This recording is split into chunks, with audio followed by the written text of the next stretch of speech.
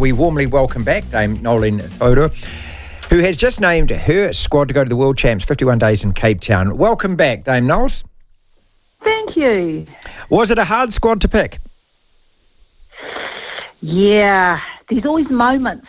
There's sometimes when I think, yes, we've got it, and then somebody sort of goes walkabouts when we see them in their domestic competition, and then somebody else raises their hand, but you always get to the end of it, which for us in the grand finals, I always think, the cream rises to the top. So happy to get today over and done with. Contestable positions, where was it hardest to actually select? The hardest area was the midcourt, and I've been saying this for probably the last couple of years, is that we've got some amazing players. We've actually got an overabundance of midcourt players, and it's really hard to be able to pull out what strength is, of one person, which could be a weakness of another, but they're so strong and they've got, high clip, good engines. So that's always the area that I find the most difficult, and it has been for about the last 3 years. May I argue with you, please? And it's only about Peta, because she had such a great combination with Grace last year and a couple of those tests against Australia, a non-travelling reserve. How close was she to selection? Yeah, she was very close, and, I don't like these probably interviews in some respect, not this one, you're right, Martin, is when you have coaches that say this is why this person is not good, and I'm not going to say that because she is blooming good. She's a great player. What I find, what you can't have is have two specialists in one unit or one area, and that's in midcourt. Gina Crampton, who was involved in the 2019 World Cup, past captain of ours prior to Amelia Ann, and she's running some awesome numbers and probably our most experienced cap at the moment. So she's our specialist wing attack. What you also look for when we're playing tournament style is to have slides, so players that can play more than one position.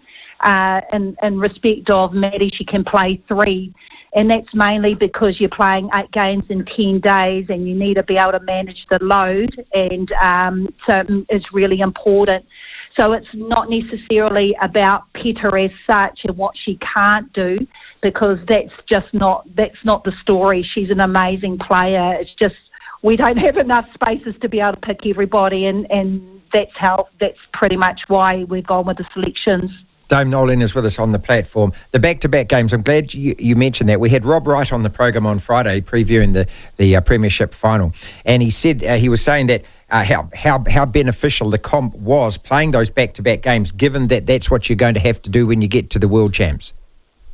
Yeah, very much so. Look, we've done a lot of work over the last 2 years, not only with having as many players in to wear the black dress, it was all planned towards these selections so that we knew what players look like, how they performed out on court in real life against international games. And then also, not rigged it up, I'm not saying we rigged it up, but the competition was set up for us in regards to the back-to-back, and having that probably 2 or 3 times during ANZ. And also post-ANZ, we've got about 5 or 6 weeks in the lead-up towards Netball World Cup. So a lot of elements have been put together for us, and to make sure that we're prepared as much as possible. Oh, you got 6 players that come back from winning the World Champs in Liverpool 4 years ago. No fossils as such. Are these your fossils? Yeah, they are our fossils. We've got fossillettes, I think. Great word. The new breed of player. We don't have the fossils that sort of stand up in their own right. We're at least 350 caps in this current selection. But what I find with this current group, and I don't know if it's the generation, they work very well together. You know, they like the collective, they like sharing and those sort of things. So that's the way that we're going to take it in this campaign. Build the collective and make sure everybody has a role and know clearly what that is. So it's a different way, different style, I think, in regards to the leadership this year. The last time your fitness standards were very exacting, Amelia Ann missed out, which is a heck of a call to make. Do you have the same standards this time, or have they got even harder? No, we've been running the same standards. I don't think we need to be able to put it up. But in saying that, each individual had their own area that they need to improve on.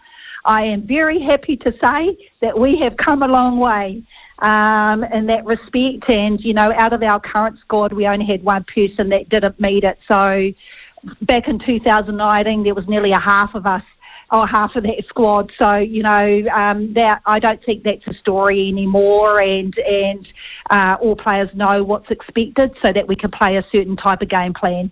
Are you ready, you yourself, ready to rock and roll on this again? And what I'm asking is, you know, I spent a bit of time on the weekend. Sorry, boring story I'm going to tell you, but I spent a bit of time on the weekend down at the Kurau Rugby Club, and Richie McCaw was special guest because he's from there, and I got to interview him for half an hour. And I was just fascinated to talk to him about winning the World Cup in 2011 and then going through what they did go through in the 4 years to 2015 and how different it is once you've won it. And I'm really fascinated by how you approach this compared to you did 4 years ago. Yeah, I think you have to acknowledge the difference. As you already mentioned in one of the previous question, is that we don't have the fossils, you know, and you can't reminisce on what was 4 years ago, and that you have to pretty much, I suppose, respect the people that you have now and utilise the skill sets that you have now. I think also on top of that, you know, people talk about the defence of the cup, but the cup is not ours. You know, yes, it might be in the cabinet, but we don't own it. So, you know, really what I want to do is take the mindset that we're out there to train to win, to play to win, our mindset to win, and work hard. And, you know, we've got 4 or 5 weeks to be able to do that. So I'm excited.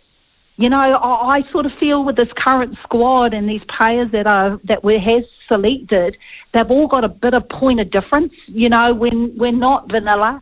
You know, that when I make a change, I know they're going to bring their own flavour. And when you mix youthful exuberance with experience, it can be quite beautiful to watch. So that's where we're heading, and hopefully we can unfold something we haven't seen, but we'll see how we go. I've got a little quote to play you here. We spoke with Sulu yesterday, just reflecting on winning that premiership again, and asked her about selection, which was going to happen today. It's about 20 seconds. Have a little listen. I feel at peace that I know what I personally bring, what my strengths are. I'm really comfortable in that. But I also know that there are so many strong players across the country. So I feel sorry for the selectors and Knowles, but I also think they're quite blessed with so many choices. It'll just be which way they make the puzzle fit. So if I'm able to go as the 12 or in the 15, then I'll be grateful. How's that? So humble, and, you know, for somebody who's just overachieved like she has as well. And I also felt sorry for you. How's that?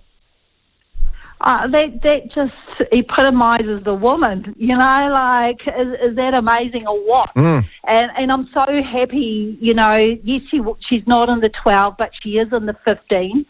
And she took the phone call with grace, and she's wrapped, and we know with her being involved in the Silver Ferns and this Netball World Cup campaign, that what she brings both on and off the court is going to be so valuable for us. But that epitomises her and doesn't surprise me with what she said. All right, I know you're very busy. One final question before you go, and hopefully we can catch up again within the next 51 days. So how does it unfold from here? Because, again, you know, these aren't professional athletes who can spend 24/7 training and playing. They've got lives, they've got other things to do as well. So how long do you get them for before you fly out?